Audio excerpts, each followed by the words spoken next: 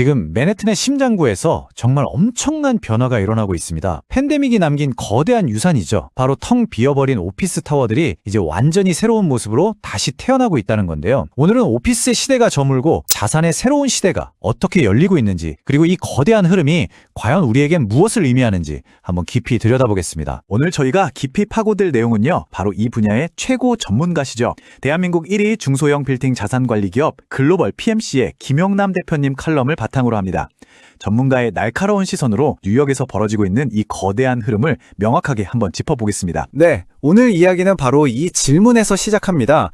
한때 세계 경제의 심장이었던 이 상징적인 건물들, 과연 어떤 운명을 맞이하게 될까요? 자, 그럼 본격적으로 뉴욕시에서 지금 무슨 일이 얼마나 거대하게 벌어지고 있는지 그 규모부터 한번 살펴보시죠. 그야말로 거대한 전환입니다. 우와, 이 숫자 좀 보세요. 정말 압도적이죠? 이미 1만 6천 가구가 넘는 오피스가 주거 공간으로 바뀌었고요. 이게 그냥 늘어난 게 아니라 불과 1년 만에 거의 2배나 뛰어 올랐다는 거예요. 속도가 어마어마합니다. 여기서 진짜 재밌는 게 뭐냐면요, 이 격차예요, 격차. 보세요. 2위인 워싱턴 DC랑 비교해도 거의 2배고요. 심지어 시카고랑 LA에서 전환된 물량을 다 합쳐도 뉴욕이 딱 지난 1년 동안 늘어난 것보다도 적어요. 이건 뭐 뉴욕이 그냥 혼자서 이 판을 다 이끌고 있다고 봐도 과언이 아니죠. 이런 거대한 변화의 중심에는 이름만 들어도 다 아는 그런 상징적인 건물들이 있습니다. 금융과를 대표하던 111 월스트리트부터 미드타운의 랜드마크인 옛 화이자 본사까지 몇 년 전만 해도 누가 상상이나 했겠어요. 이런 주소들이 이제 주거 공간이 된다는 걸요. 특히 뉴욕시 역사상 가장 큰 규모인 이 화이자 본사 프로젝트는요,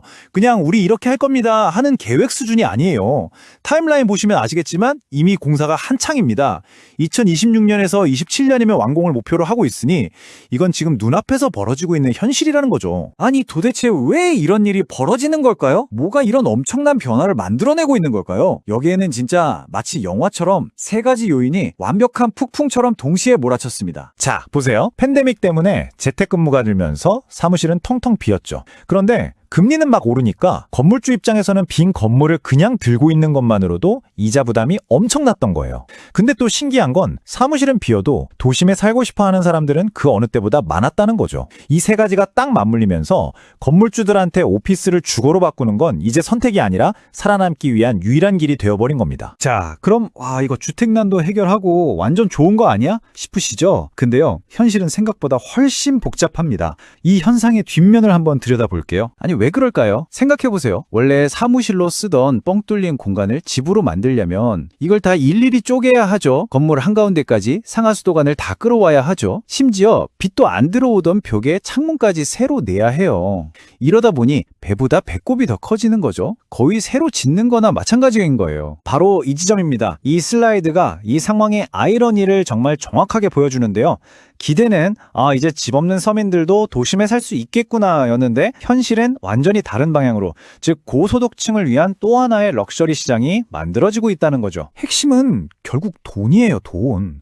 공사비가 저렇게 많이 들었으니 그걸 어떻게든 회수해야 할 거 아니에요. 그러니까 월세가 한 달에 우리 돈으로 500만 원에서 800만 원이 훌쩍 넘어가요.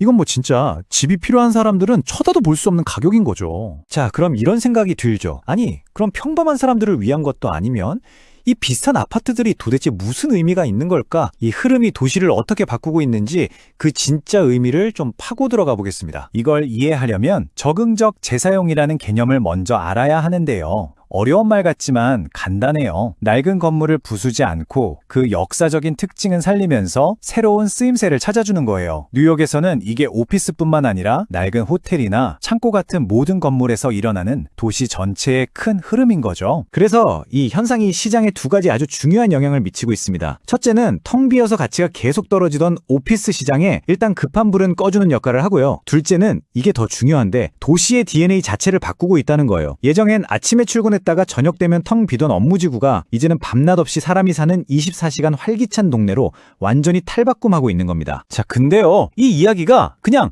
아, 뉴욕은 저렇구나 하고 끝낼 얘기가 아닙니다. 바로 우리 서울의 미래를 보여주는 거울이 될 수 있다는 점에서 정말 중요해요. 이 표를 한번 같이 보시죠. 지금 뉴욕과 미래의 서울, 놀랍도록 닮아있지 않나요? 뉴욕은 지금 당장 공실률이 너무 높아서 살기 위해 오피스를 바꾸고 있잖아요. 서울은 아직 괜찮아요. 근데 곧 엄청난 양의 새 오피스가 공급될 예정이거든요. 그럼 어떻게 될까요? 당연히 낡은 건물들은 경쟁에서 밀려나겠죠. 여기에 뉴욕처럼 도심에 살고 싶어하는 1인 가구 수요는 폭발적으로 늘고 있고요. 이 두 가지 압력이 만나면 서울에서도 오피스 용도 전환이 더 이상 남의 얘기가 아니라 아주 매력적인 기회가 될 수 있다는 신호가 계속 오고 있는 겁니다. 네. 그래서 오늘 이 분석의 핵심을 한 문장으로 요약하면 바로 이겁니다. 글로벌 PMC의 김용남 대표님의 통찰이죠. 뉴욕의 현재는 서울의 미래를 비추는 거울이다. 지금 뉴욕에서 벌어지는 일이 머지않아 우리가 마주할 미래의 모습일 수 있다는 아주 강력한 메시지입니다. 결국 변화의 파도는 오고 있습니다. 중요한 건 누가 이 흐름을 남들보다 먼저 읽고 가장 좋은 자리에서 이 파도를 탈 것인가 하는 점이겠죠. 과연 이 거울 앞에 가장 먼저 서서 새로운 기회를 발견할 사람은 누가 될까요?